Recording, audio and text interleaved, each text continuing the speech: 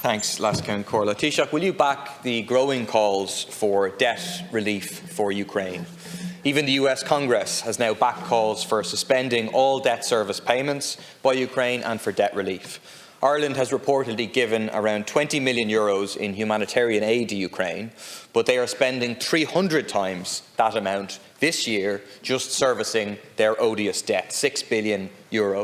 That means that all of our humanitarian aid amounts to less than 40 hours of servicing that debt. Unless the debt is cancelled, the money is really just going back out the door to the IMF, the World Bank and others, rather than actually supporting the victims of this brutal war. We've seen for ourselves how crippling these debts can be and the impact of IMF-backed austerity. But Minister Coveney so far has said that debt forgiveness risks impairing the IMF's financial integrity, as if the IMF is about to go bankrupt. Clearly ridiculous.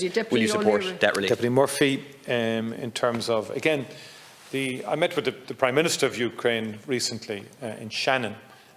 He didn't ask me for a declaration of support for debt relief. He did indicate to me he was travelling to Washington to meet with the IMF and to meet with various organisations around how one would support both the current budgetary needs of the Ukrainian government, but also then obviously the reconstruction effort in the event of the war coming to an end.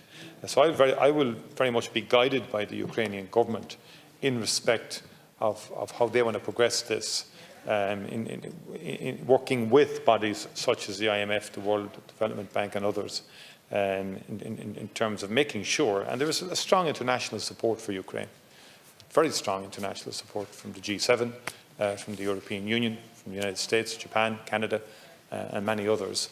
I've no doubt that will continue, and I've no doubt that phase by phase throughout this war that will continue. The Prime Minister did seek some additional supports around what the international aid that is flowing in, that there would be a more proactive partnership with the Ukrainian government on the ground in terms of the deployment of those resources and the disbursement of those resources.